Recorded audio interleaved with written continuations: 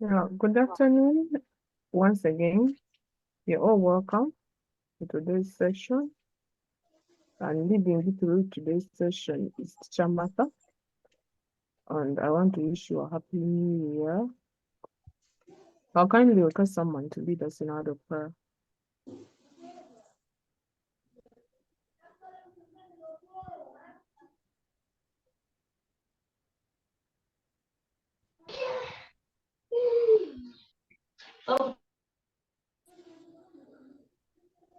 Anyone to pray for us as we begin?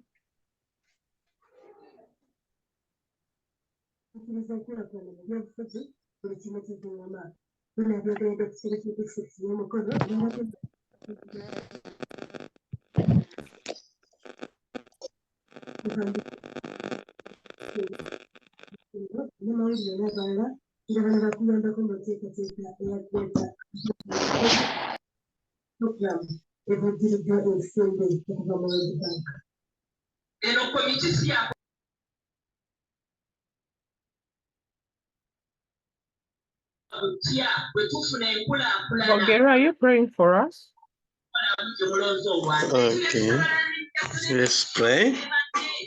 Loving Father, we thank you for this day. We thank you for this moment. And we ask you to put wisdom to our facilitators for this lesson. Through Jesus Christ, we are prayed. Amen. Amen. Thank you. Okay, so I got some feedback from the topics maybe you would have loved us to recap or cover. And I chose to begin with chemical equilibria. But if you have other topics you would want us to cover, you can make your suggestions in the chat and we'll take note on how we'll do that. But for now, we'll begin with chemical equilibria, that even those who haven't covered, we are going to go back from the beginning. If you covered it, you rhyme together with us. If you haven't, you can still follow through because we are beginning from the beginning. Those who want to join the end lesson, please go back to the group and look at the links because Mr. Kaziba indicated which one is for entrepreneurship and which one is for chemistry. So please just go back to the group and check. Someone in the chat is saying they can't hear me. Are we able to get me the rest of us? Yes. I get you clearly. Oh, okay, thank you for that feedback. Very well. Okay, so I'll share my screen on a topic I suggested that we will look at. And of course, like I've said, if you have any topic you want us to look at, you can make your suggestions in the chat, and we'll see how to go about that. Okay, so I hope we can all see my screen.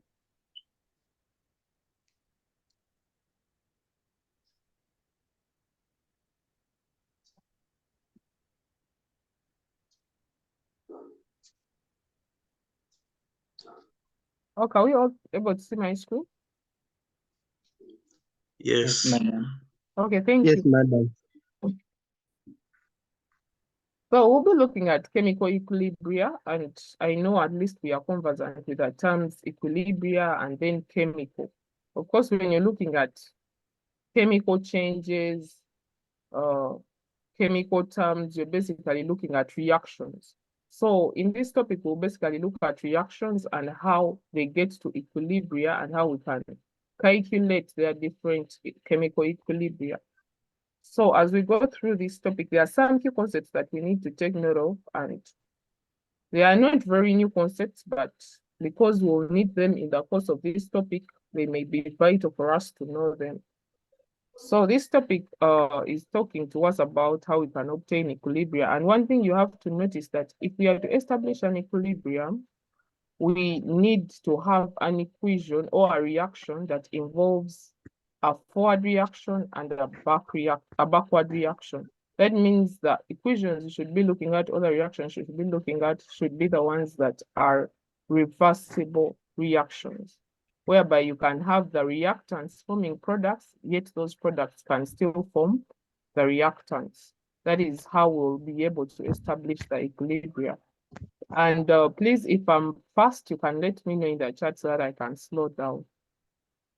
Okay, so we have this statement of, can I have someone to read it for us? From chemical equations up to the word calcium carbonate. You can kindly unmute and read it for us.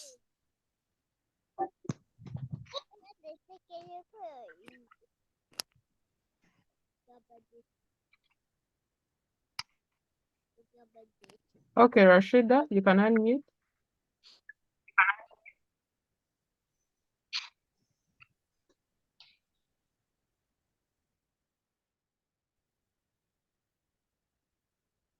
Okay, it reads chemical reactions, just like physical changes, can reach a state of equilibrium. Although some reactions take place in one direction, like when magnesium burns in air to form magnesium oxide. Other reactions take place in both forward and backward reaction at comparable rates. For example, the thermal dissociation of calcium carbonate. Thank you. Okay, thank you so much, Rashida. So I think this is self-explanatory. For example, when you look at the formation of magnesium oxide, you realize that it's a one-way equation. It's going to be direct. When you get magnesium plus oxygen, it's going to give you magnesium oxide, and you can't get back those components the way they were.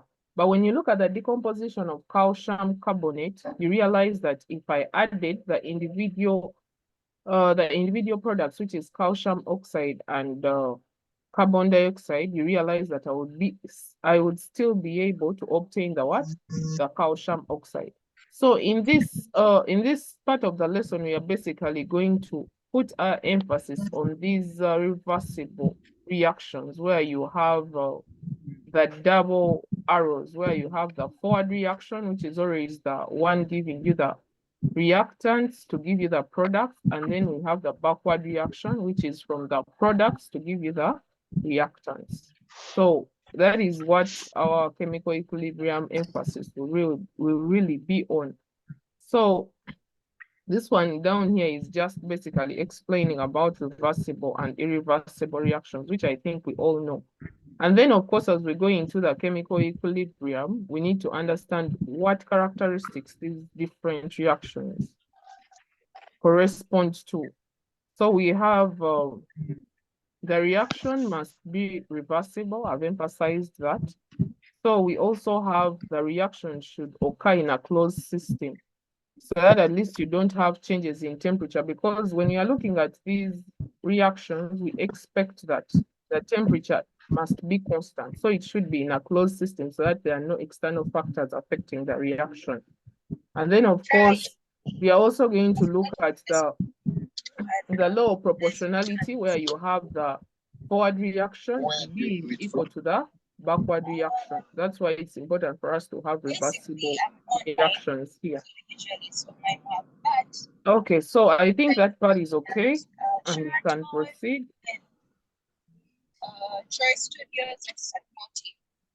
So of course, down here we have the examples of reversible reactions and the examples of irreversible reactions. And of course, we know that when we have a forward, someone is talking and it's discussing me. That's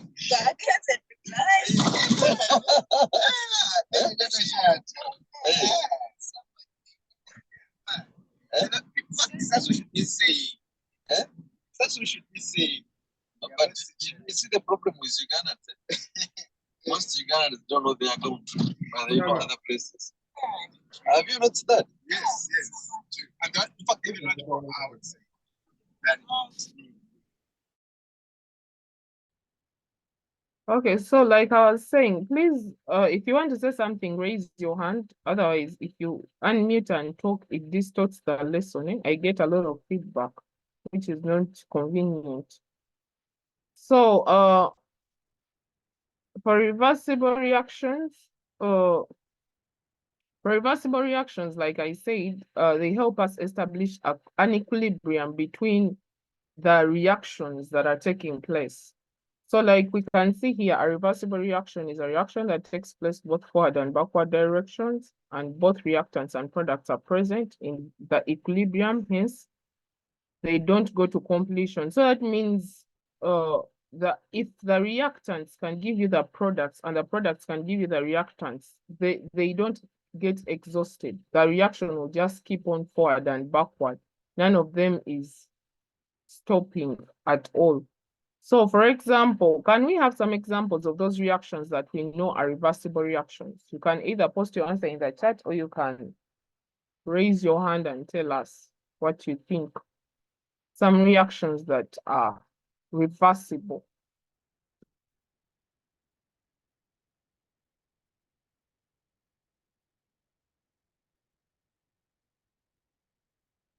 Rashida, your hand is still up. Okay, ammonia. Lena, thank you. That is good.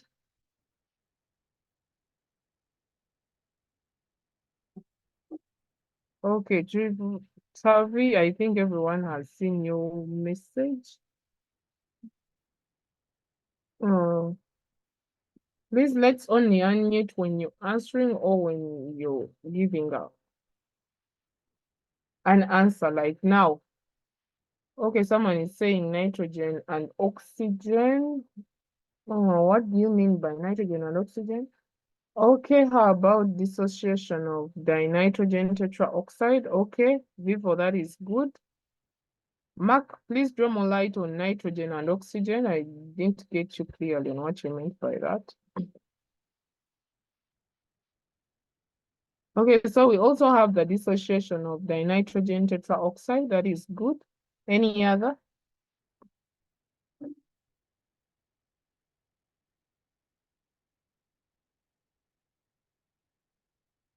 Anyone who can access the link for entrepreneurship and you help Calvin, maybe you can post it in the chat so that you can copy it from there and join the entrepreneurship class. But like I said,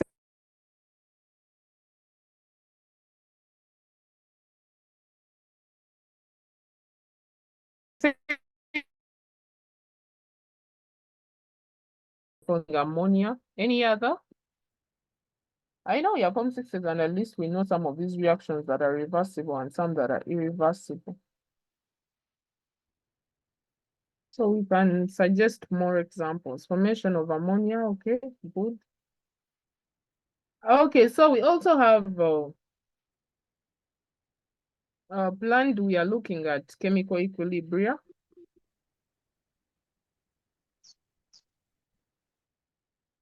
And we also have like the one we have on the screen, which is reaction between hydrogen gas and iodine.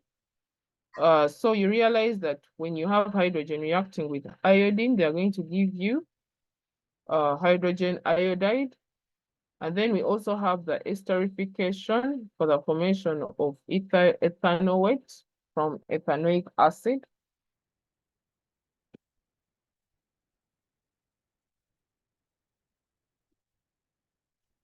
Like you can all see, we have ethanoic acid reacting with alcohol to give us an ester plus water.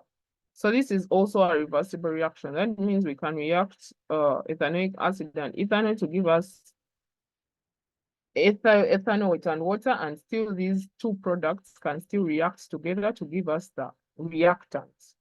And then also we have the reaction between heated iron and steam to give us iron diiron 3 oxide and then also hydrogen. And then also you can have a reaction between carbon monoxide and water to give you carbon dioxide and hydrogen gas. That is also a reversible reaction that you can look at. Or even phosphorus pentachloride.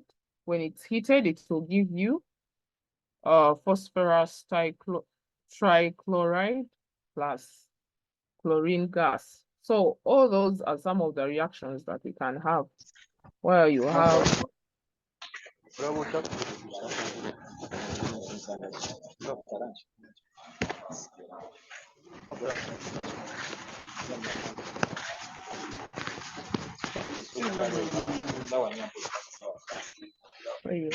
carbon monoxide reacting with water.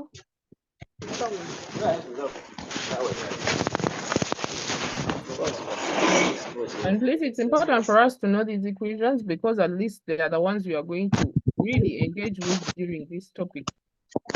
So it's important that we know which equations form reversible reactions and we are able to work with them when we get to the examples.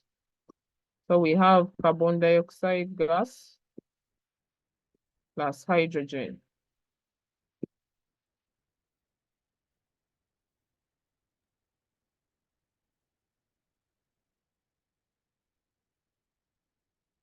And then, of course, the dissociation of potassium pentachloride, where we have potassium pentachloride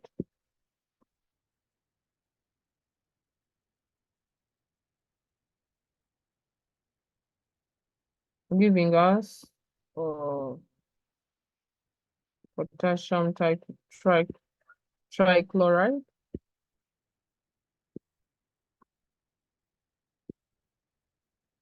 plus chlorine gas. So if you have somewhere to note, you can really note down those few equations for your study after this lesson. So there are other more that will interact with. Of course, someone mentioned ammonia. We know that ammonia, in the formation of ammonia, we have nitrogen and hydrogen giving us the ammonia in a reversible reaction kind of phase. So basically, that is what we'll be looking at.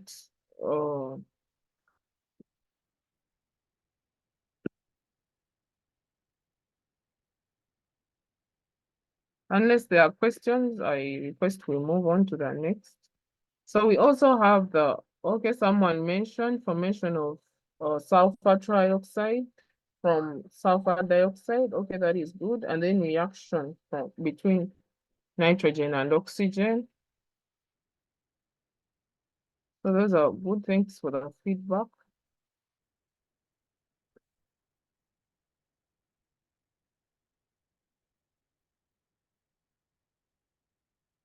And then, of course, it's important for us to know the irreversible reactions as well, because at least it can always help us on what we are working with.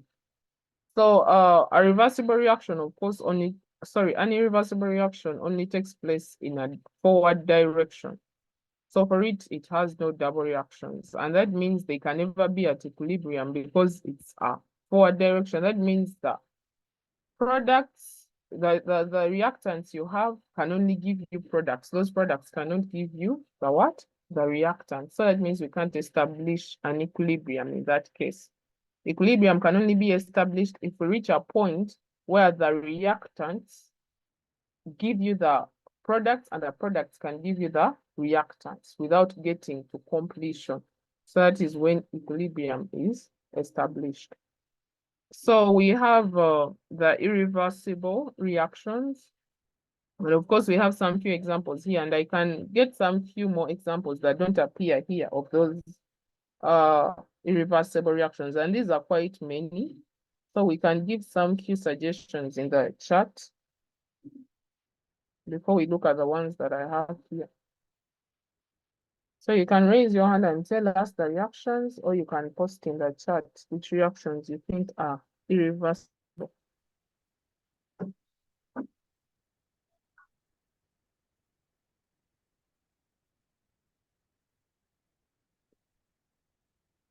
Any responses?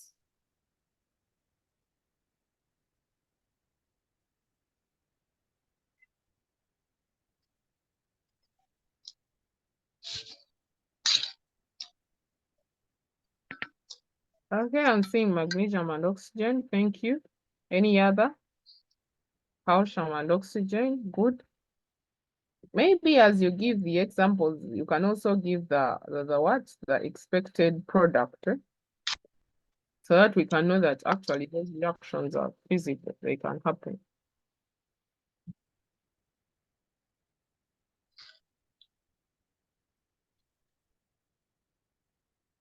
Okay, so we also have combustion of ethene to form carbon dioxide gas and water.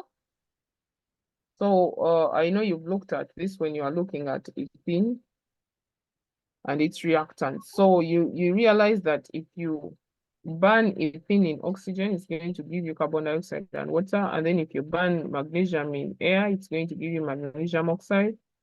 And when you burn the hydrolysis of ethanoate to form ethanoate ions and then ethanol. So this is a direct equation. So for them, they don't require those the equations. And then of course, we are going to look at the dynamic equilibrium during chemical equilibria. Yeah, neutralization reactions, formation of water. Okay, good. So of course, when you have salts reacting with bases, we also acids reacting with bases, we also expect to form forward reactions. Okay, so we have dynamic equilibrium. Can I have someone to read this one for us? You can raise your hand and you read for us the definition of dynamic equilibrium.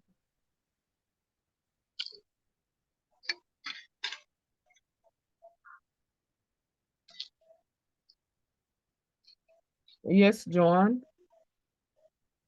Joanne, you can unmute and then you tell us. You read for us. A dynamic equilibrium is the equilibrium established when the rate of forward reaction is equal to the rate of backward reaction, such that the concentration of reactants and products remains constant. Okay, thank you so much. And I think I explained this when I was talking about equilibrium. When you're to establish an equilibrium, you make sure, okay, there is that establishment of the rate of the forward reaction, that is the formation of the products, being equal to the rate of the backward reaction, which is the reactant, the products giving you the reactants. And in that case, the concentration of those reactants and products remains what? Constant. So like I said, when we are looking at chemical equilibrium, we are going to focus our attention on concentration and then maybe partial pressures, as the case may call. But realize that you're dealing with the concentration of the reactants and then that of the products. So for example, in the case where we had hydrogen and then iodine, you expect that you're going to react hydrogen and iodine, and then it's going to give you hydrogen iodide.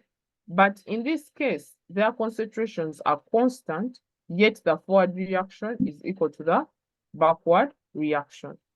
So for example, this implies that both the forward reaction and the backward reaction are still taking place, and the rate of formation of hydrogen iodide is equal to the rate of the dissociation of hydrogen iodide, and the concentration of each species remains constant, and the system is said to be in dynamic equilibrium. So this is proven by injecting iodine containing a small quantity of radioactive iodine into the equilibrium mixture. Radioactive iodine appears in hydrogen iodide. This confirms that both the forward reaction and the backward reaction are still occurring. So this is just a way you can prove if actually the reactants are existent with the what? With the products. And of course, we'll look at those experiments of how those different substances are formed and how they come to equilibrium. Okay, so when we are looking at equilibria, we have to two types, which is the homogeneous equilibrium systems, and then we also have the heterogeneous equilibrium systems. And of course, with a little English, we may all have, at least we can be able to establish what a homogeneous system is and what a heterogeneous system is. So can I hear from any of us what we think a homogeneous equilibrium system is?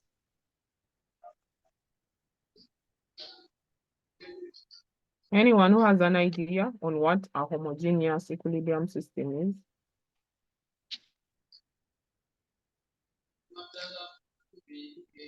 Okay, Vivo, you can unmute and tell us.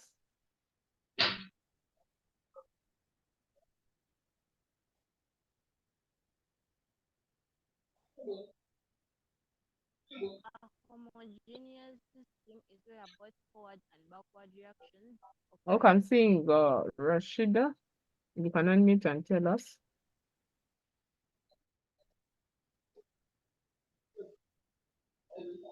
Okay, homogeneous equilibrium system. This is the one in which the reactants and the products are in the same physical state. Thank Okay, you. thank you. That is good. Okay, so when we are looking at homogeneous equilibrium systems, we are basically looking at those systems where the reactants and products exist in the same physical state or same phase. For example, if you're looking at gases, they are all gases. Like you would see this equation here when you're looking at hydrogen, it's a gas, iodine is a gas, and then when you get hydrogen iodide, you realize that it's also a what? A gas. So we can call this a homogeneous equilibrium system because all the reactants and products exist as gases.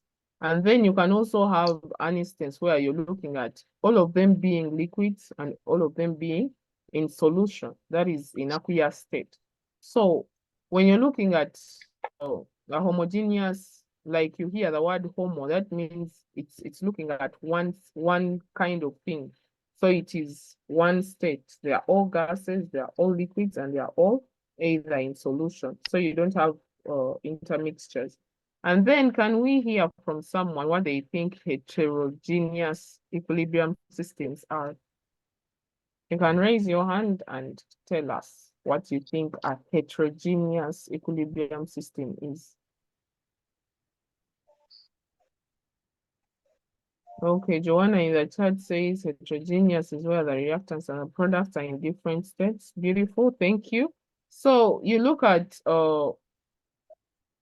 when you're looking at heterogeneous, it's the opposite of homogeneous. So that means these ones exist in different states. So you have the products and reactants in different phases. Okay, so we'll proceed. So here are some of the examples that you can basically lay your hands on. We have the reaction between ethanol and ethanoic acid to form ethanoate. And so you realize that these ones are all liquids. This one is a liquid, this is a liquid, this is a liquid, and this is a liquid. So these ones become homogeneous. Homogeneous equilibrium system. And then when you come to this, you realize that you have a gas here, a gas, and then a gas. So still this gives us a homogeneous kind of mixture. And then still the dissociation of dinitrogen tetraoxide. You have a gas here, and then the formation of nitrogen dioxide, which is also a gas. So these are the types of homogeneous equilibrium systems. Even as we go on, you will realize that we meet some of them as we advance. And then, of course, we also have the heterogas. And Joanna has told us these ones exist in different forms. So you realize that these ones exist in two or more phases. So this one, when you look at the dissociation of calcium carbonate, you realize that calcium carbonate is a solid. This is a solid, and this is a gas. So this gives us two phases. We have the gaseous and then the solid. And then still here we have the solid, and then we also have the gas. We have the gas and then the solid. So still here you realize that there are two states existing, and therefore it becomes a heterogas equilibrium system. Same thing with the reaction between bismuth chloride and water to give us bismuth oxide chloride and hydrochloric acid. So you realize that we have an aqueous, we have a liquid, we have a solid, and then we have aqueous. So here you realize there are three different states, and therefore it qualifies to become a heterogeneous equilibrium system. And of course, these states are important because as we look at the calculations, we'll engage more on why the states are important and why some of those exist the way they do and why we can't include them in the equilibrium phase. Okay, any questions for that stage? Or we can proceed.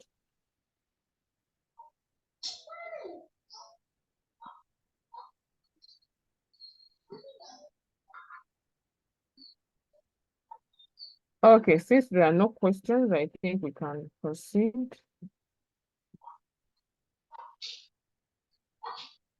Okay, someone is saying I'm up to there. Thank you, Ambrose. Rashida, what do you mean by what about ionic? Do you mean what about ionic equations?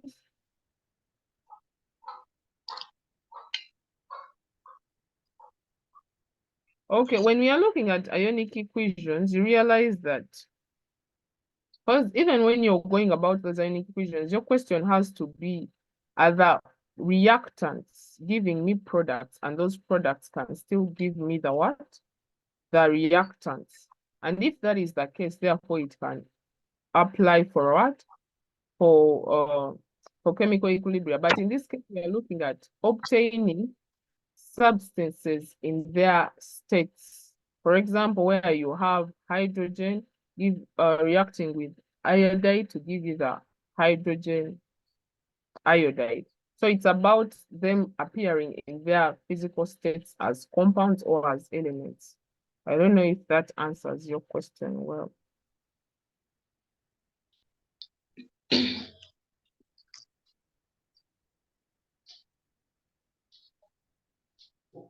Okay, so this one, of course, now this should give you clear message on your question. Note if any ions are involved in an equilibrium, an ionic equilibrium, and that is the next chapter. So basically here in chemical reactions, we are looking at reactants as they are. So when we are looking at ions in their equilibrium, that will come in the ionic equilibrium bit of it. I don't know if some of us had studied that topic or are yet to study it. Okay, so then we also have the law of mass action or equilibrium law. And this one here basically is going to help us understand how we can obtain equilibrium by calculations. So when you're talking about the equilibrium law or the law of mass action, what are you really looking at? And like we said, equilibrium is established when the backward reaction is equal to the forward reaction. So basically, that is what the equilibrium law is really about. And that is what the calculations are really going to be about. So for example, here, we have a representation, and this is our equation here. This one here is our equation. And of course, I know in some books, for those that have interacted with this topic, you realize that if we have A here, you'll pardon my handwriting, but just follow through, plus B to give us the product, which is C plus D.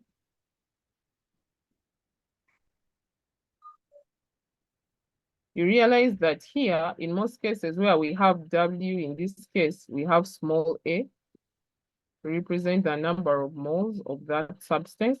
And then where we have capital B, we have small b. And then where we have capital C, we have small c for easy identification of these powers. And then where we have a D, we have a small d. here. Such that when you to establish, because we say to obtain the equilibrium law, where we have the constant, of course, we say the forward reaction,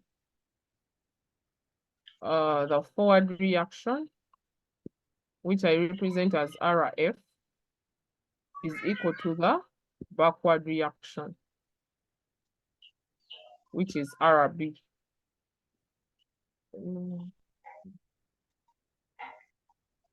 A minute.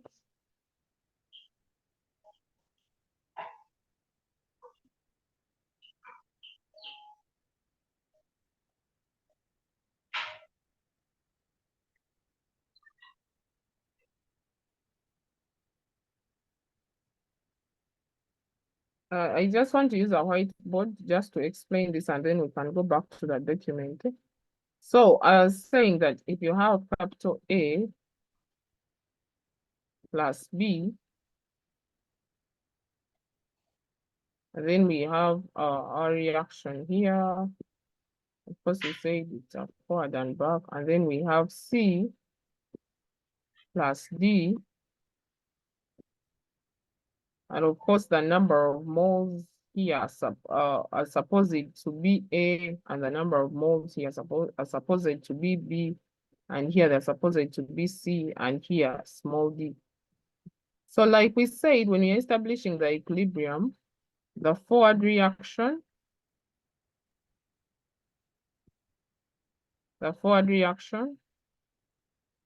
is equal to the backward reaction. So that means if the forward reaction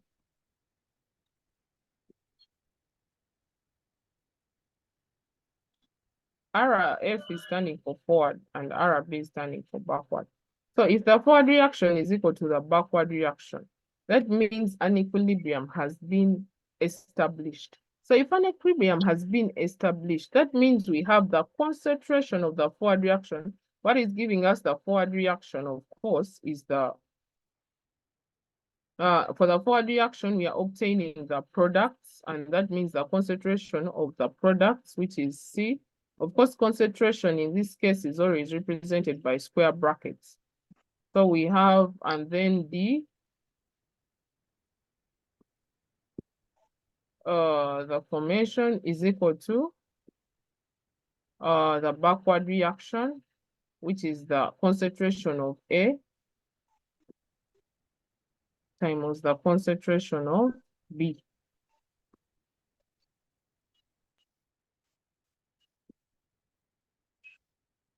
So, but of course, to obtain the equilibrium established at this case, we have the equilibrium of the forward reaction with their powers raised to their powers.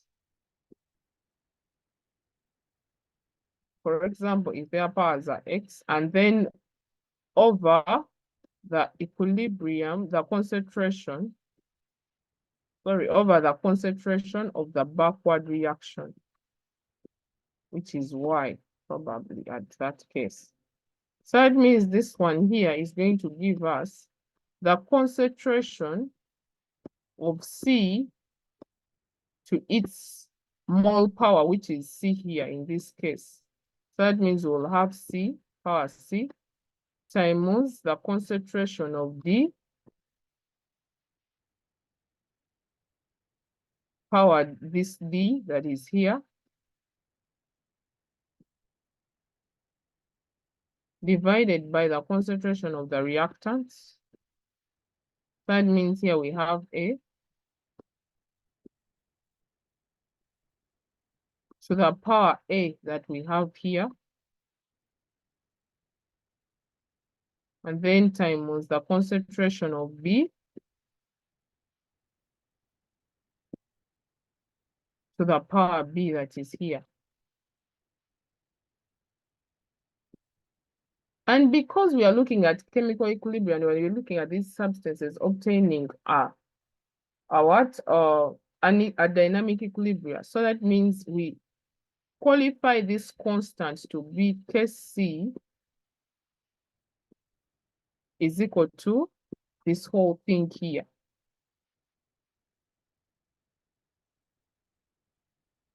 So Kc is the constant of the chemical equilibria that has been established. So when we are calculating Kc, we get the concentration of the product to its power plus the concentration of the other, times the concentration of the other product to its power divided by the concentration of the reactants raised to their specific powers.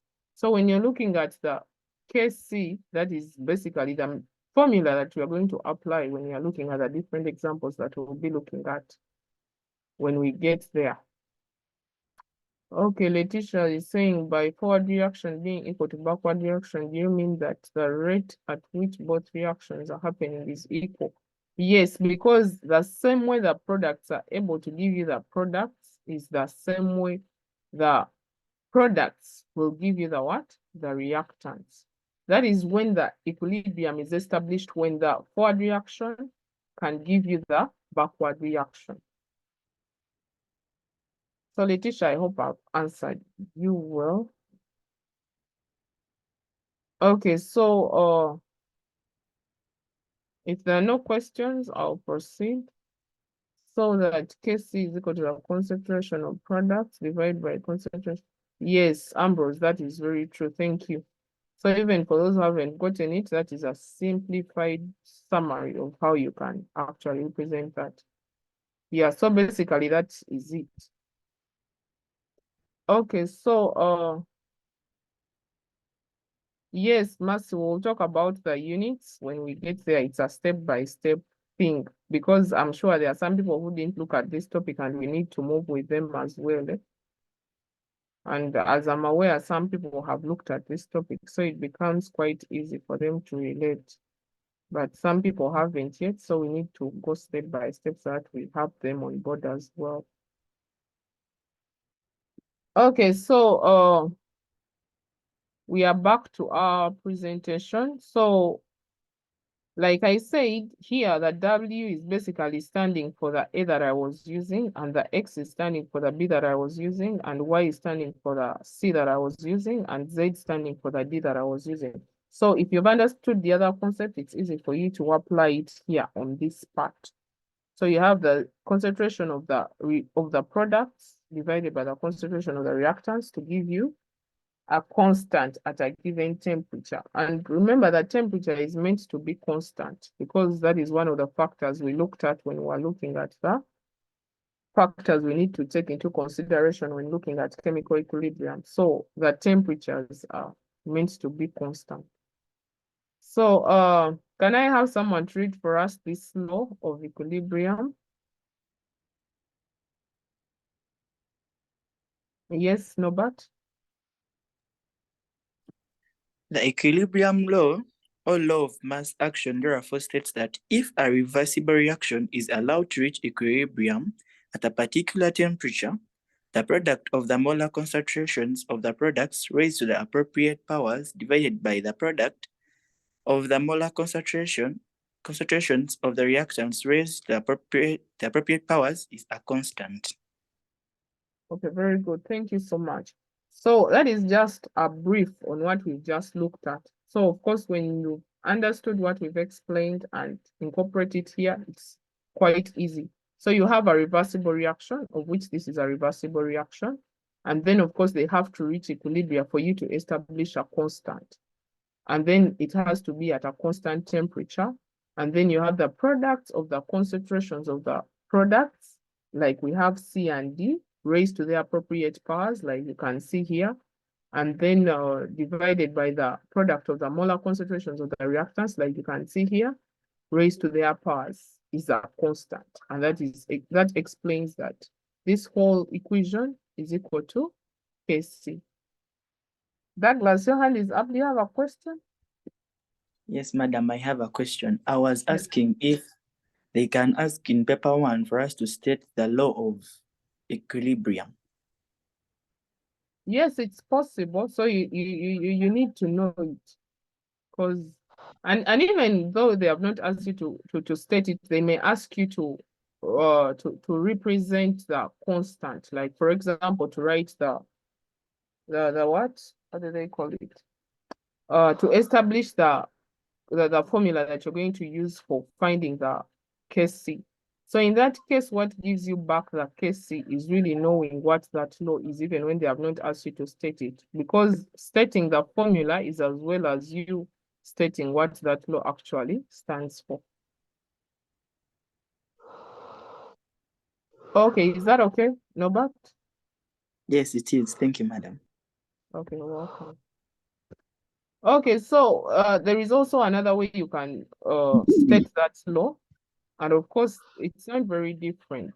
It's just the same things, just in a more simplified way. The law of mass action states that in a reversible reaction, there is a fixed relationship at a given temperature between the molar concentrations of the products and the reactants in an equilibrium mixture. But I still stand the other and it's better because at least it talks about raising them to their specific powers, and it gives you a better definition of what Kc is. Okay, so equilibrium constant is the ratio of the product of molar concentrations of products raised to the appropriate powers to the product of the molar concentration of the reactants. This is of, not all, of the reactants raised to their appropriate powers in a stoichiometric equation of a reversible reaction at constant temperature. So of course, like I said, we also have another way that we can look at these at the chemical equilibria, and that is using the partial pressures.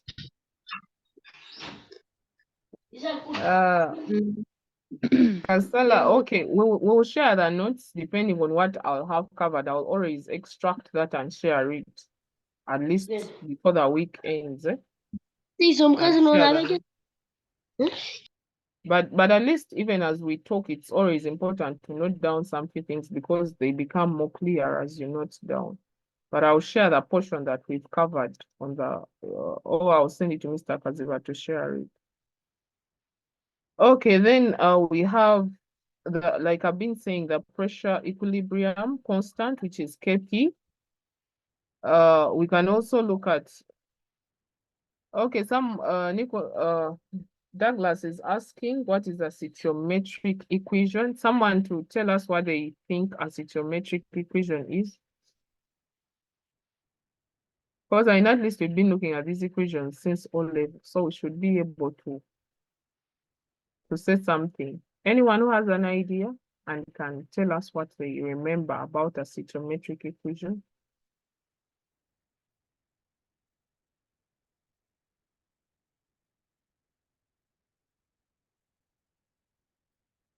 Candidates, can we say something? What is a stoichiometric equation?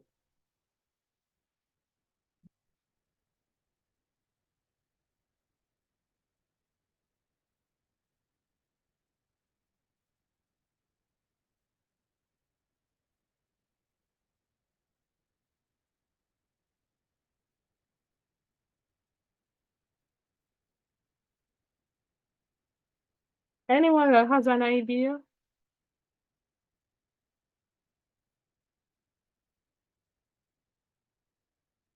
Okay, Infinix is telling us a well-balanced equation, neutralization equation, balanced reactions by Bulgaria. Okay, so basically it is a well-balanced equation with the right moles and the right states that are supposed to be there.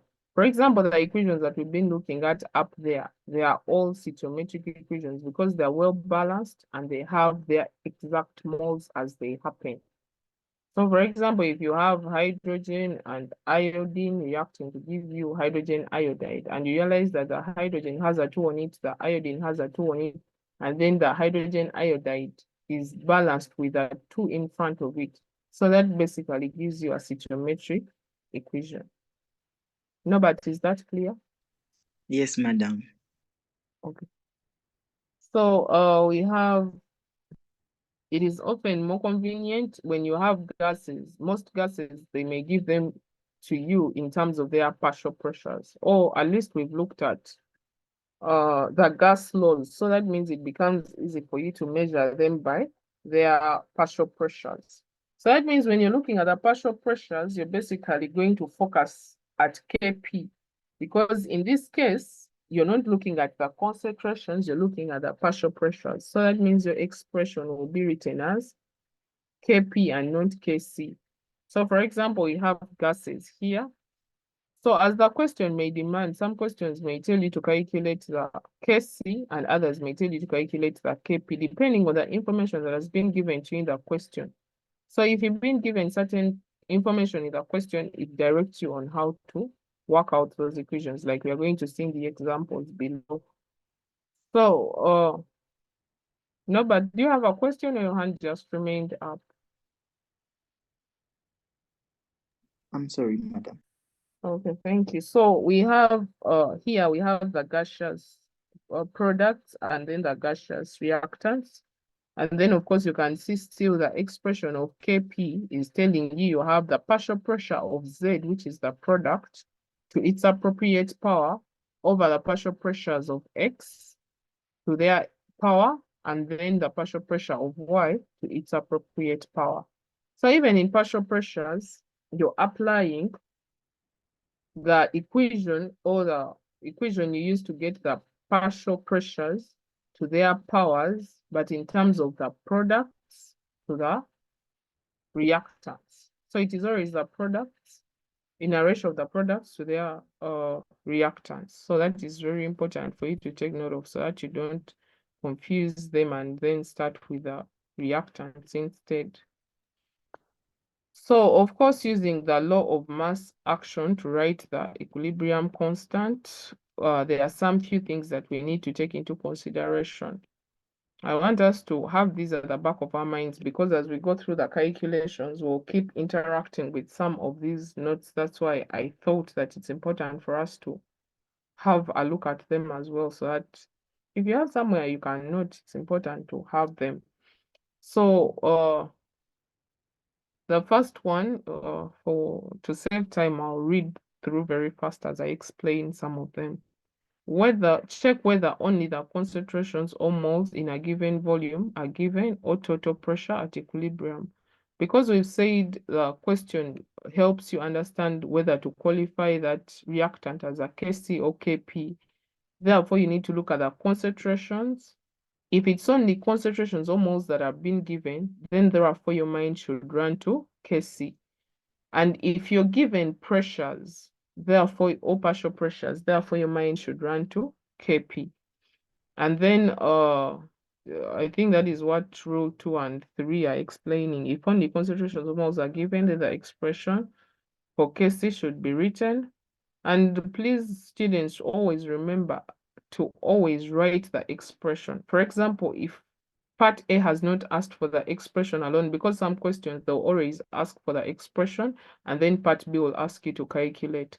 So if they have not asked for part A that you state the expression, please and please always state that expression before you go ahead to calculate. And then if total pressure at equilibrium is given, then expression for Kp should be written. Then, of course, solids do not appear in the equilibrium constant expression since their concentration is assumed to be constant. So you realize that even for those reactants that have solids in them or products in them, when we are writing the concentrations, like we'll see some examples that we are going to look at, we don't include the solids. And like you realize when we're looking at homologous equilibrium systems, we say the substances should either be in gaseous, liquid, or in solution state. So that means in that case, you're really looking at gas, liquid, and then aqueous state. So that means solids, since their concentration is assumed to be constant, we don't include them as part of the reaction. And then for Kp expression, only gaseous reactants and products should appear. So you realize that even when you are looking at the gas laws, when you are calculating the partial pressures, you are looking at only gaseous substances. So it's the same thing here. We have the gaseous reactants and products appearing if you use the expression of Kp. And then if water is one of the reactants and its concentration is not given or remains unchanged, it is assumed to be present in large excess hence does not appear in equilibrium expression. And if water is in its gaseous state, it must be included. So this one, of course, we'll do more examples with water. That's why I want us to really center our minds on it. So when you have water as one of the reactants, this is very key. Number one, its concentration must have been given to you for you to consider it as one of the reactants. So if its concentration is not given to you, that means you consider it to be in excess, and therefore its equilibrium is assumed to be constant. But if its concentration is given, that means they used a known concentration, therefore it must be included even when it's among the reactants. Most people cram it and they say water is not included in the reactants, and they end up not including it. But there is a condition. If the concentration is not given or remains unchanged, therefore we assume that it is in excess. And of course, if it's in gaseous state, it must be included in the reaction. For it has nothing to do with concentration given or not. As long as it's in the gaseous state, we must include it in the expression. So I hope that is clear for all of us, really. And then number 7 is telling us hydrolysis. Oh, sorry. When only the expression is required, do not write the equation also as part of the answer. So of course, there are some questions, like I said, they'll ask for the expression of the equilibrium constant. You don't need to write the equation. You just write the what? The expression as required.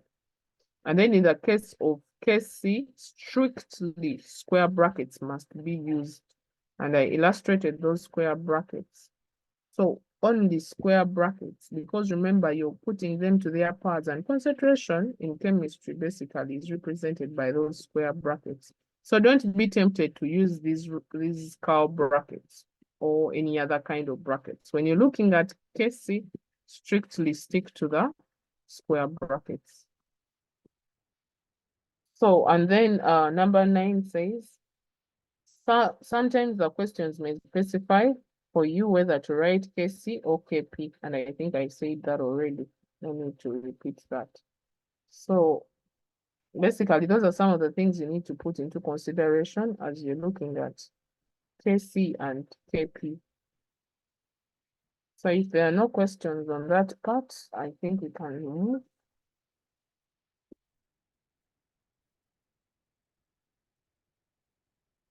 So here are some of the cases where you may write the equation for equilibrium and the equilibrium constants. These are just examples that you may need to interact with and know when you can apply KC and when you can apply KP. Is there a penalty if you write both equation and reaction if only expression is asked for? So here, you know, sometimes you don't need to take chances, especially on questions that are specific. Brian, I think you're the one who has asked that question. You know, you need to, if they have asked for the expression, then really, if you start with the equation, if the examiner is not lenient enough, may assume that for you, your expression was the equation. So that's why it's important that you stick to the what? To the expression. And in case you want to write the equation should really not be in the position where they have asked for the expression. And then Mark is asking, what if the question doesn't specify? Like I said, if the question doesn't specify, yeah, and I think Joanne has answered you that in paper one, they are usually strict. So you really need to stick to what they have asked for. If the question does not specify, I explained that and I said that if the question does not specify, look at what the question, the things they have given you. For example, when you're looking at math, they won't tell you to calculate the number of years, yet they have given you what kind of example? Yet they have given you sizes of shoes. So like the same thing here, if the question has not specified, you look at the question. Has it given me moles or has it given me concentration? And we've said if it has given you concentration and moles, strictly stick to Kc. And please note Kc, the C is a subscript. So never write it as on the same line with the K. So it is a subscript plus the Kp, the P is a subscript. So when you're looking at Kp, Kp is standing for constant of pressures. So that means you're looking at partial pressures.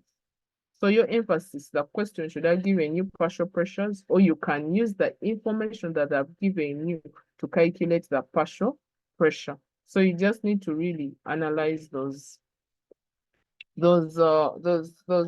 questions and really look through the lines, and that's when you're able to establish what the question wants you to do. And of course, what is here is going to give you more light on what you're expected to do.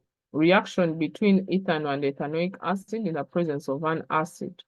Of course, here, these are not gaseous substances. So we expect that we are going to look at Kc. Because ethanol is not gaseous and ethanoic acid is not gaseous. So that directs you to the question that you're going to answer using Kc in case you meet those two reacting together. And then the reaction between hydrogen gas and gaseous iodine. This one can be Kc and it can be Kp.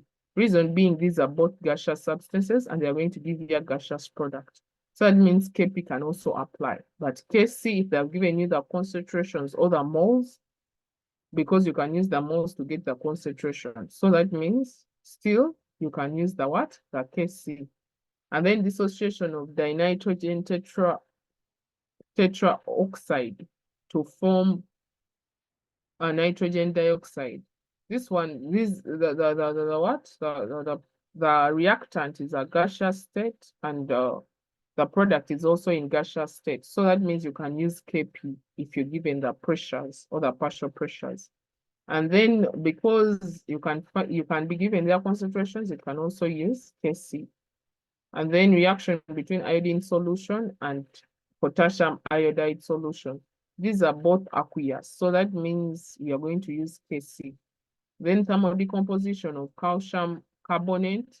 Here, since you're dealing with solids giving you a solid, because calcium carbonate, if it is heated, it's going to give you calcium oxide and carbon dioxide. Carbon dioxide is a gas. And in this case, we can consider Kp because we said solids are assumed to have a constant concentration. So therefore, we do not include them in the expression. So you can use Kp here and Kc as well. And then reaction between iron and steam to form tri-iron tetraoxide and hydrogen. Still, you can use Kc and then Kp because you're forming gaseous products. And then here we also have hydrolysis of bismuth chloride.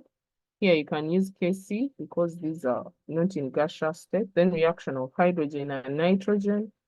You can use Kc and Kp. And then hydrolysis of ethanoate using dilute hydrochloric acid, that is Kc. Then reaction of potassium trichloride and chloride and chlorine, sorry. That gives you a Kc and Kp because here you're dealing with gaseous substances. Potassium pentachloride giving you potassium trichloride and chlorine. You realize that the whole equation is made up of gaseous substances. So you can use Kp and Kc. And then reaction between nitrogen and oxygen. Since these are gaseous substances, you can use Kp and Kc. Then conversion of sulfur dioxide to sulfur trioxide, that is Kc and Kp. Then reaction of carbon monoxide and hydrogen to form gaseous methanol. That one you can still use Kc and Kp.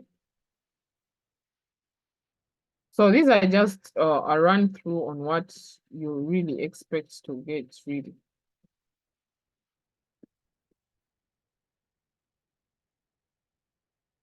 Then dissociation, of course, some of these will be shared on our group. You read through the rest and get assimilated with what you're expected to do in case you meet them in a question. And then, of course, we have the relationship between Kp and Kc. Kp is related to Kc by expression. So, of course, when we are looking at Kp, there is a relationship between Kc and then the what? The Kp, since they are all aiming at giving you the concentrations that you require to obtain the constant. So in this equation, you realize that Kp is equal to Kc RT. And of course, we remember RT, it's the molar gas constant, which is always given to us depending on whether the pressures are being given in the SI units or in atmospheres. So that one varies depending on whether you're dealing with atmospheres or pascals. And then the temperature, which is supposed to be absolute temperature. And the absolute temperature, we say that temperature is constant, but it must be in Kelvin. And then, of course, the difference in N, this is the difference between the total moles of the gaseous products and then the total moles of the gaseous reactants. Like we said, when you're looking at Kp, you're looking at gaseous substances. So this is just an expression to show us that Kp can relate with Kc. So in this case, we said that we can find Kc, and because we can find Kc using this equation, of course, this equation is just derived from what we wrote up there. So where there is Kc, we just come and fit these with their partial pressures. So that means you will have the partial pressure of C. And in this case, since you're not looking at Kc, you can use the curly brackets for the appropriate power times the partial pressure of D to its appropriate power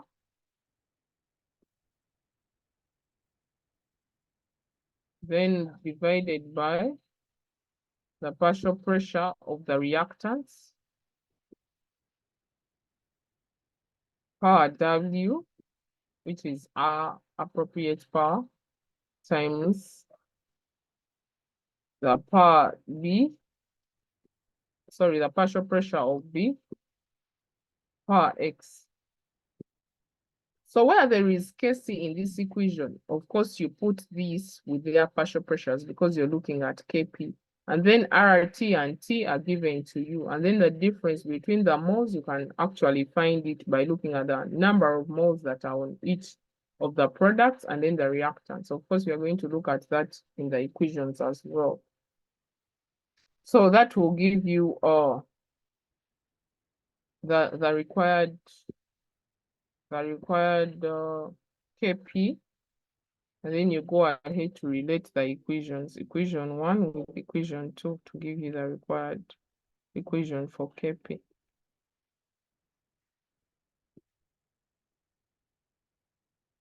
So in this case, we have if the gases are ideal, then of course you're going to use the ideal gas equation. And we all remember that where we have PV is equal to nRT, where if you want to get the pressure, you have nRT over V, where N over V is equal to concentration, because we know that the number of moles over the volume gives us the what? The concentration.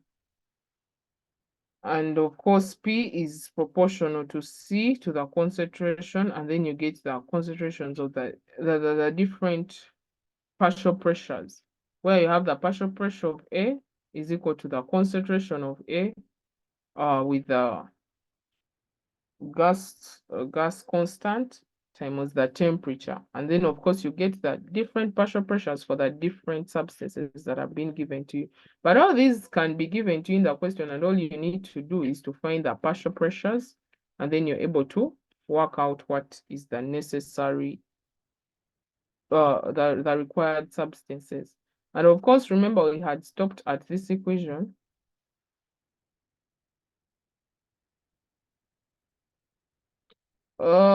I think Kusima, I said for KC, for KP, remember these brackets really, these brackets, the ones we use for KC, are really showing the concentration. But when we come to KP, we are looking at partial pressures. That is why we can't use similar brackets. For KC strictly, you must use the box brackets. And then for KP, you use the curly brackets because you're not looking at concentration. That is why you see even here, when they're finding the partial pressure of A, they are saying concentration of A, and they are using the box brackets because it's talking about concentration. When you're talking about concentration, there you bring in the what? The box brackets. But when you're looking at the partial pressures, to communicate well, you need to use the other kinds of brackets. But if you're still talking about concentration under partial pressure, you can still use the box brackets.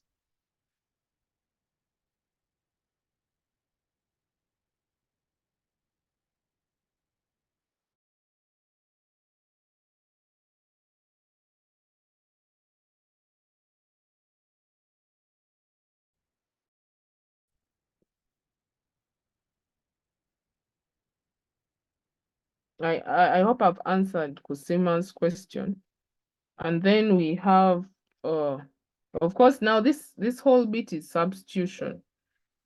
And of course, we have the Kp having the concentration of C, because remember in this equation initially, we had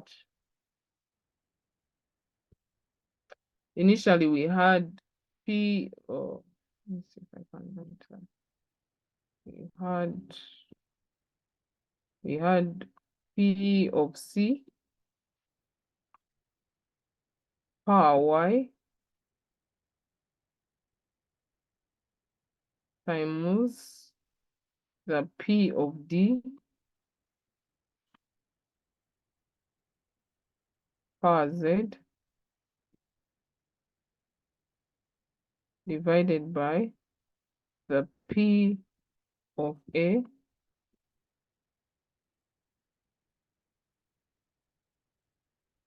power W times the P of B power X. So here, since we've said the PV is equal to the C RT, this V is not there, it's just P. Because remember we said the N over V is equal to C. So that means the V here isn't there. So it has to be P is equal to CRT. And C stands for concentration of that substance that we are looking at. So you realize that for the partial pressure of A, we have the concentration of A times RT. And as you can see here, this PA power W has been substituted for this equation here. And that is what is happening here. I hope we are all able to see that. And then the PB, the concentration of BRT, has substituted it here. And then the PC, we have concentration of CRT, which is here. And then PD, the concentration of DRT, which is here. So you realize that at concluding, since we have the concentrations, we can bring the concentration of C and the concentration of D as individual concentrations to their powers. And then we have the concentration of A and then the concentration of B to their powers. And then the RTs also as RTs. And then also this is a bracket of its own. So you can separate the concentrations alone and then the RTs alone. And then of course, we say since Kc is equal to this, you realize that this one is the same as what we have here when you separate the RTs from the concentrations. So that means therefore, Kp becomes Kc, where we have RT And we know that when we are multiplying numbers of the same base, we add the what? The powers. That's why we have RT giving us Y plus Z, and then RT W plus X. But still here, if you can relate to your indices in math, you realize that they are still the same what? The same powers. So, sorry, the same bases. So it is RT here and then RT here. So that means we subtract the what? The powers. And that is what you come up with as KC is equal to KP is equal to KC into brackets RT and then to the difference in the powers, which we explained up there, that we have the what? The difference in their powers. So this is the general equation that you can use for what? For KP, where you have the KC RT to the difference in the powers of the reactants of the products minus those of the reactants. Of course, it will become simpler if we can carry out the calculations, but I hope we are all okay there. Is that okay, students?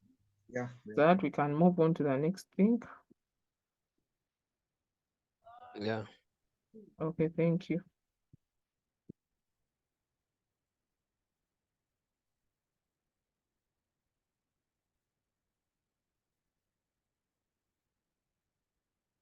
Love the fact that we are all fast learners and moving on very well. Okay, so we have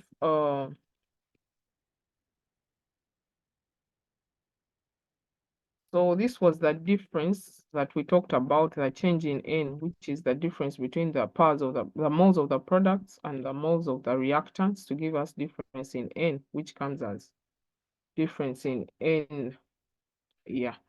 So we have the experiments on chemical equilibria, and I want us to follow through here because some of these we are going to apply them when we get to the calculation bit of it. So we have experiment to determine the equilibrium constant for the hydrolysis of ethyl ethanoate using hydrochloric acid. So of course, when we are dealing with experiments, we need to work from known to unknown, and then we get to know what the unknown is, as we all know. So in this case, we have a known amount of ethyl ethanoate, which is A moles, is mixed with a known amount of water, which is B moles, and then a known volume of concentrated hydrochloric acid is added to catalyze the reaction. And of course, we know it's always important in chemistry for the speed of the reaction. So that means this catalyst is actually important during this reaction. So we have the mixture is kept in a sealed glass tube at a constant temperature for a week. And then the tube is broken in cold water, and the solution titrated with a standard solution of sodium hydroxide using phenolphthalein indicator. So, of course, now when we are looking at these reactions, we said we are looking at the reversible reactions. Of course, the titration bit is to confirm the existence of those reactants and products that we have. Ambrose, your hand is up. Okay, madam, like I would like to know, do we like make it specific to use like the phenolphthalein indicator, or we can also use the methyl orange? Okay, so what causes us to use a specific indicator, Ambrose? Why do we choose a specific indicator for a specific reaction?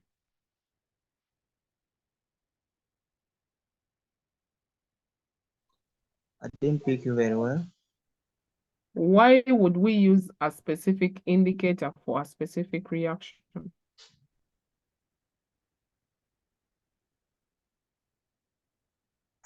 Okay, I thought maybe we could use methyl orange also. No, like, okay, I just want to help you answer your question. You know, when you're using a specific indicator, you're supposed to know what color it changes to, such that when you titrate, you're able to get the end result that you expect, right?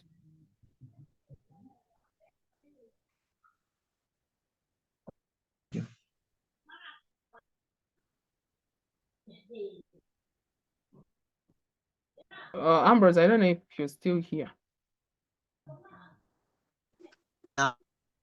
Okay, I'm seeing some answers in the chat. So you're really looking at, does it change when it's in base and when it is in acid? So we are using phenolphthalein here because you realize that phenolphthalein will change its color and it will visibly give you the concentration that you're looking for, the actual concentration of the ethanoic acid that you're looking for in case of any color change.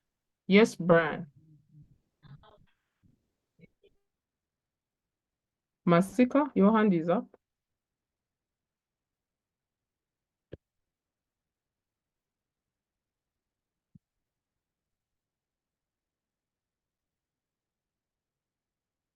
Masika, I don't know if you're there or you put up your hand and forgot that you put it up. I don't know. Okay. Ambrose, I wanted to know, have I answered your question?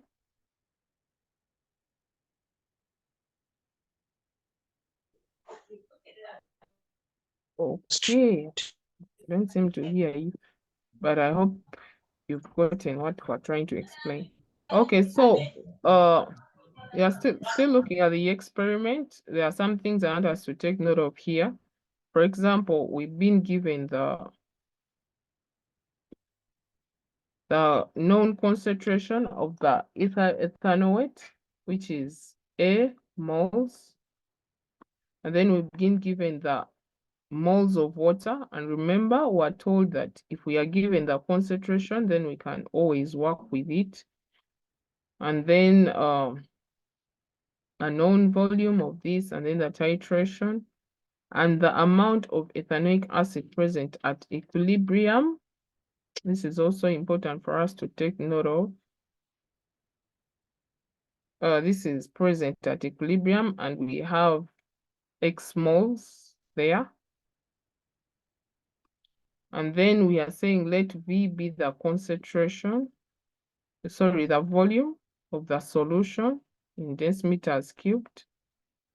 And then, of course, this is to help us understand that, for example, if we have our equation and they are saying if, because here we had the moles of the ethanoic acid being X moles at equilibrium. So that means if using mole ratio, if we have a one-to-one, like for example, when you look at this equation, you realize that there is one here, there is one here, there is one here, and then there is what? One there. So that means in that case, we have the mole ratio as 1-to-1. So we have the ethanoic acid and then the ethanol as 1-to-1. And that means their moles at equilibrium will also be X and then what? X moles. Then the moles of the ester hydrolyzed and the moles of the water used are both equal to X since the mole ratio is 1-to-1. So still the same thing here applies. Since the ester being hydrolyzed is X at equilibrium, that means the water will also be X at equilibrium. So in this case, those few things that I have highlighted, I want us to follow with them through to this example here.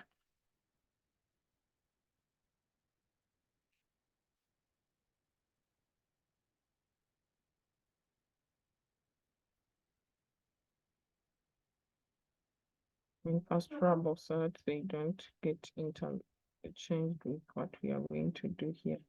So you realize that here, I hope someone noted down that they will keep following because I want to scroll down so that we can look at the calculation.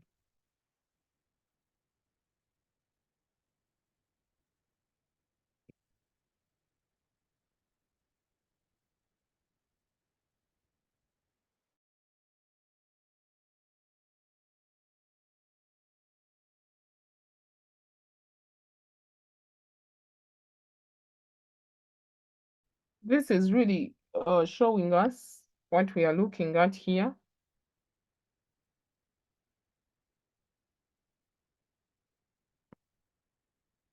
This one, we said we are having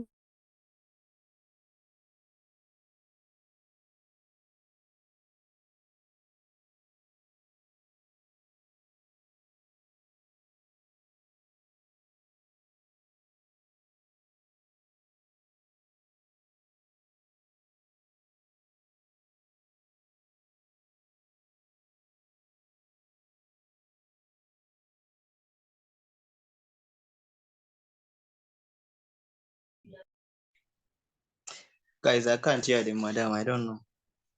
Is it the same there or is it just on my side? I'm also not really hearing sorry, you, I madam. had gone up. Someone was calling my phone and I went off. So Joy, can you please share with me the right so that I can be able to reshare?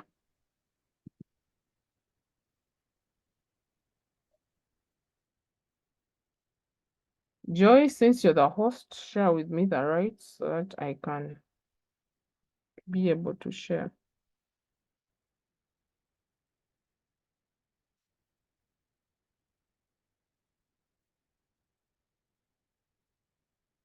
Is Joy there?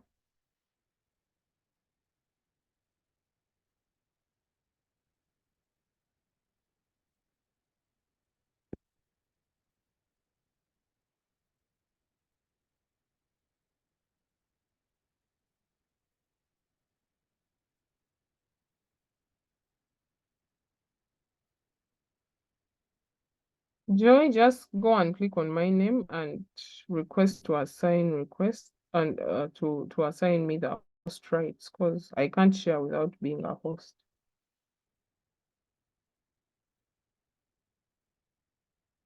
Okay, thank you.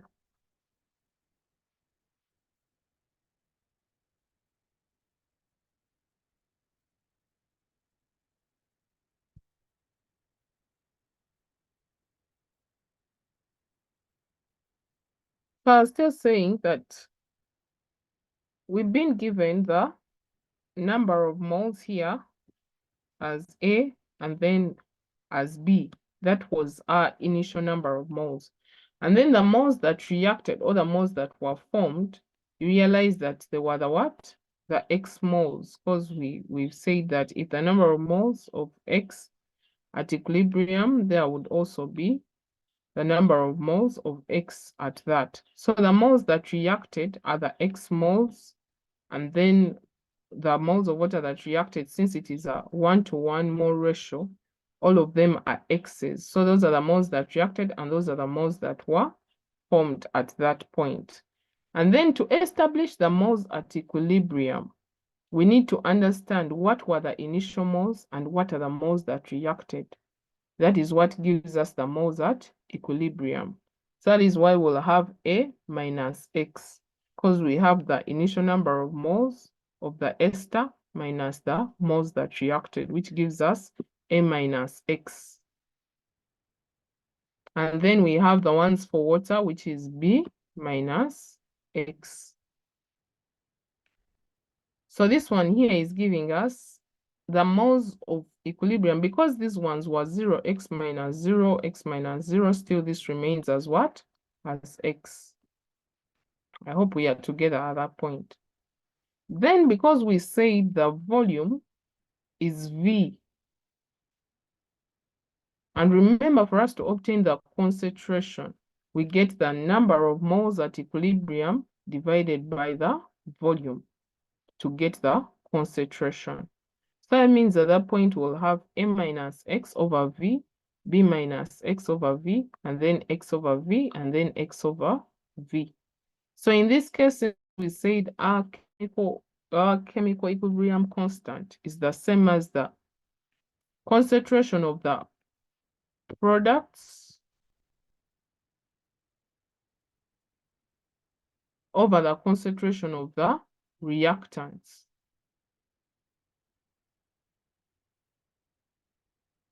So that means at this point, we have the concentration of the ethanoic acid times the concentration of the ethanol divided by the concentration of the ester times the concentration of the water. Are we together up to that point?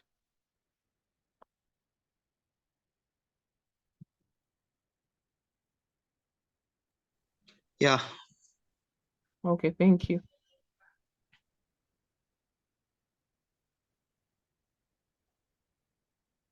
It's Teacher, clear up to there. why did you... Lee, I don't get your question. Didn't get why are you subtracting the x? Oh, you're asking why we are subtracting the x, eh? Yes.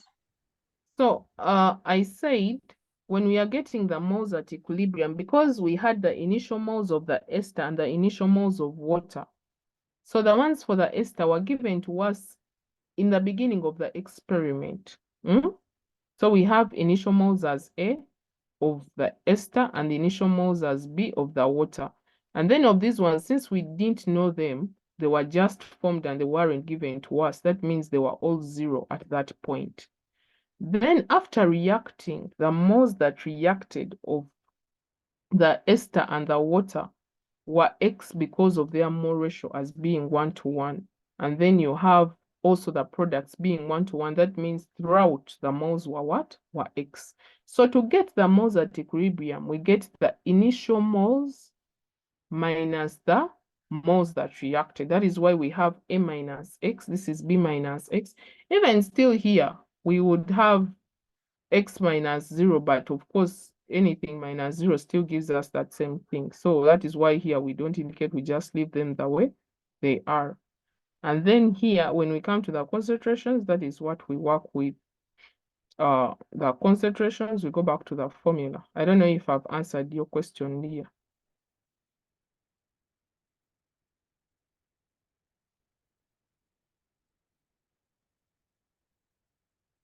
Leah, have you gotten it now, why we are subtracting?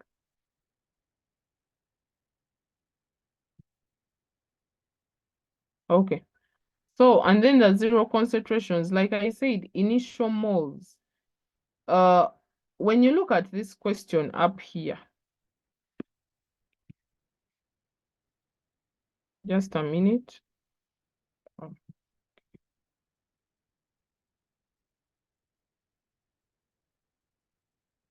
Remember here, we've been given, I circled those things because I didn't want us to keep going back. But I said a known amount of ethanol weight, this is the ester, is A moles. And then the known amount of water, which is B moles. So you realize that the question here is giving us the initial moles of this and the initial moles of this, but it doesn't give us these ones. So we consider them to be 0 moles at the point of initiation because they have not yet been started. They have not yet been formed as yet.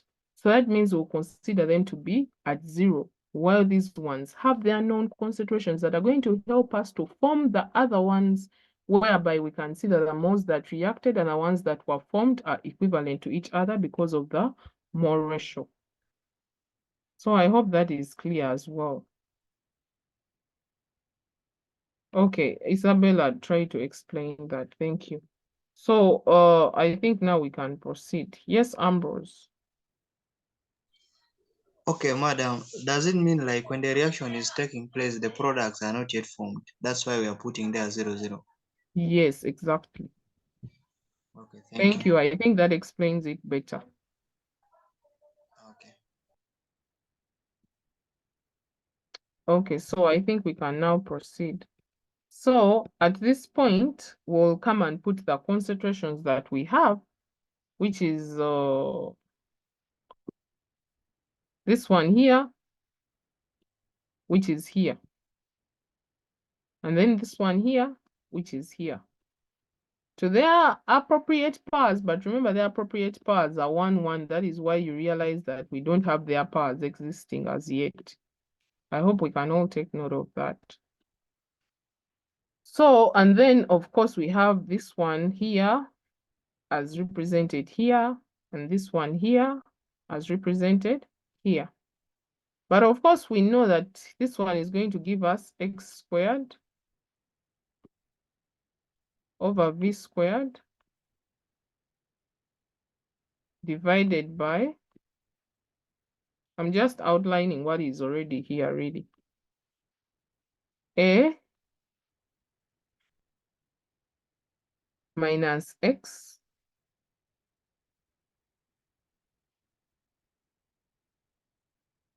times b minus x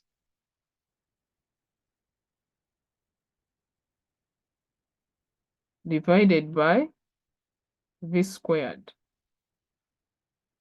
I hope we are all good at that point. I'm just expressing this in terms of that. So I'm not doing anything new. So of course I'll have x squared. This is, remember, this is still Kc. So this is Kc is equal to out of v squared times, since this was our division sign, I can multiply and then get the reciprocal of this. So that means I'll have v squared divided by a minus x into b minus x.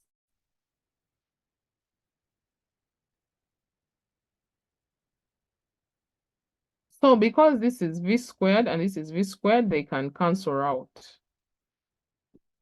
And then I'll remain with my Kc is equal to x squared divided by a minus x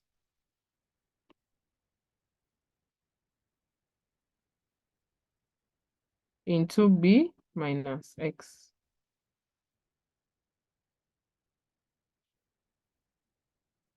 And that will be my Kc for the hydrolysis of the ester.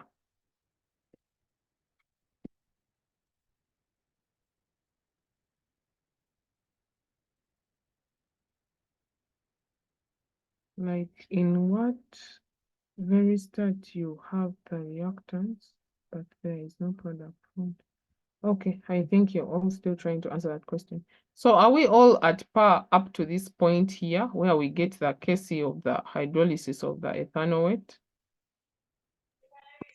Yeah. Okay, thank you for that feedback. Okay, so I'll wrap this off and then we proceed.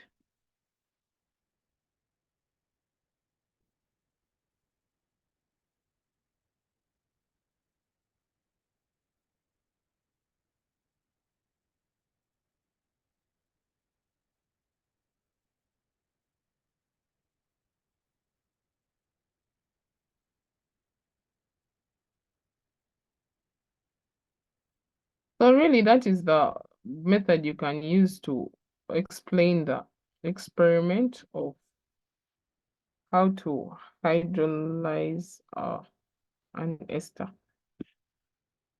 Okay, so we'll move on to the next. So part B here is talking about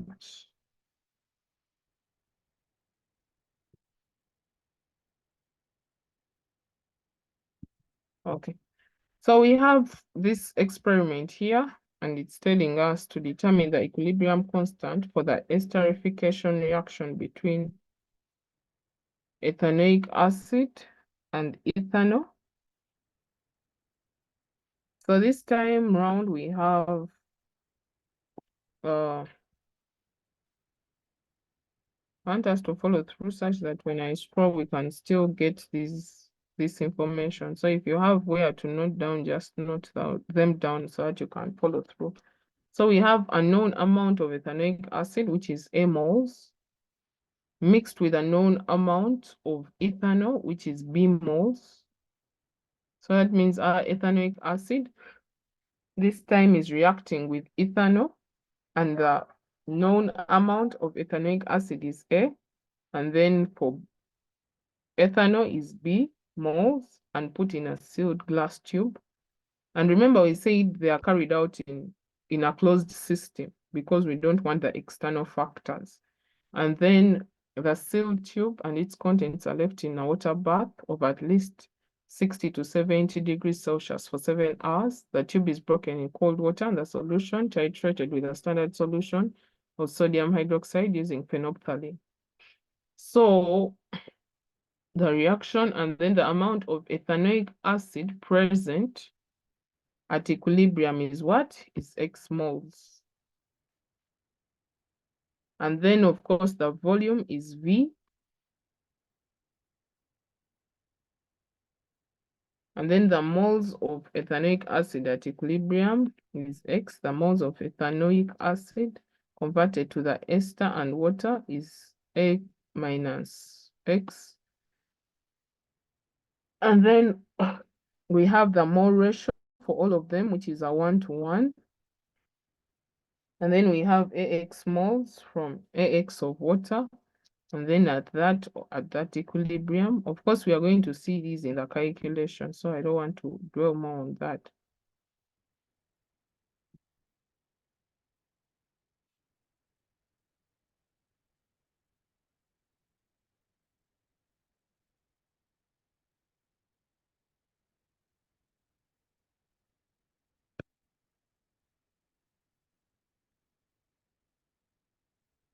So we have our equation here. Remember the other time we were looking at the hydrolysis of the ester, but now this time we are getting the products that we had initially as now the reactants to give us the what?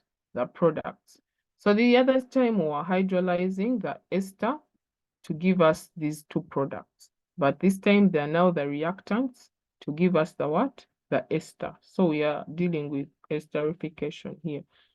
So here we have, let me just rub this. So here we have, they told us in the experiment that we have a known moles of ethanoic acid as this, and then for the ethanol as B. But then remember, since we are at the initial stages of the reaction, we have 0 products because they have not yet been formed. So they are 0, 0. Yet we have these reacting. So the moles that reacted to form, because remember, in our experiment, they told us that the number of moles of ethanoic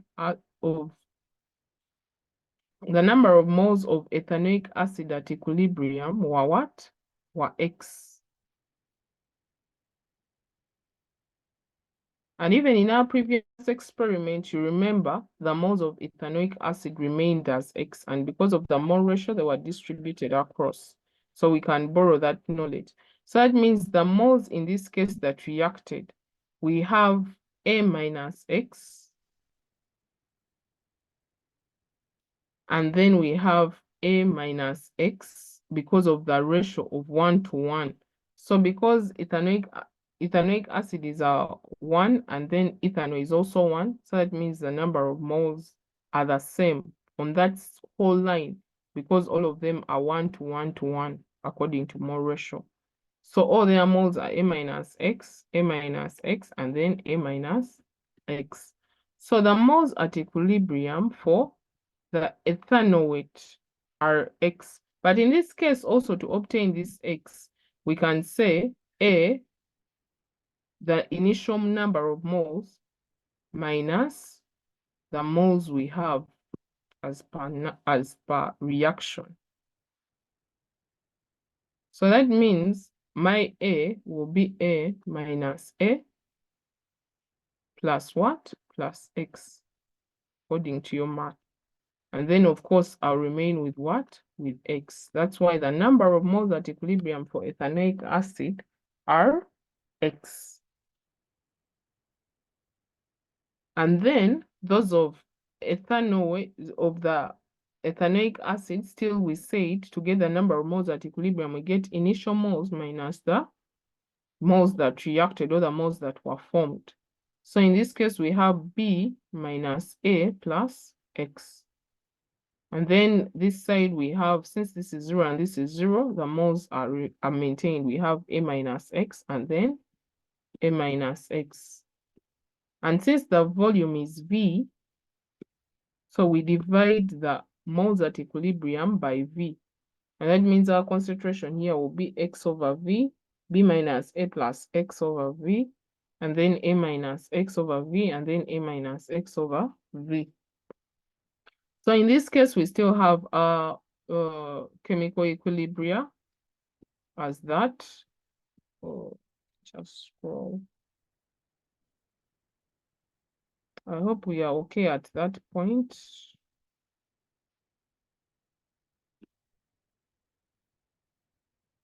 So here we have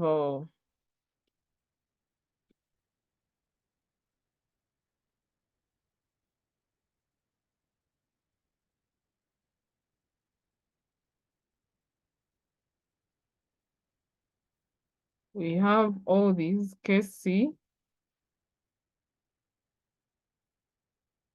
is equal to.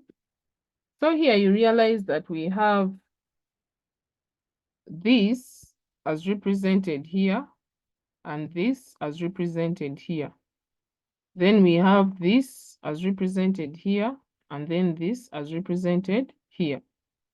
So of course our case C here will be, since you have those two in brackets, we'll have A minus X times A minus X divided by, since we have V times V is V squared, divided by, here we have X into brackets, B minus A plus X divided by V squared. And of course, this V cancels with that V to leave us with Kc is equal to A minus X squared divided by X into B minus A plus X. And that is your Kc for that, for the esterification of ethanoic acid. Okay, I would love us to stop here for today. Anyone with a question or any additions or subtractions?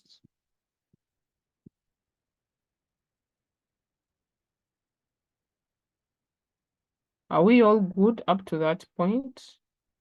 The notes will be shared and I'll share some activities. So please, you try to carry out those calculations so that in our next lesson, using the information we've learned today, so that in our next lesson, we can just look at the answers and move on to the next thing. Are we all together up to that point? Yes, madam. Yes, Ambrose.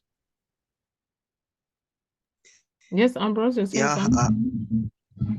I'm okay up to that time, but madam, I have some concern, like, you talked about the activity. I don't know where we use like pause or market and other stuff. I don't know whether you share with us the link so that. I'll speak to Mr. Kazib about that. Those who are not in the group, can someone share the group link? But then also, we will go through those examples. Of course, like maybe 2 or 3 of them to just give us an idea. And of course, you can keep marking yourself as we see what to do next. But I'll speak to him if he can share the Padlet links. But people, I don't know if people will really visit there, but we'll see what to do in that case.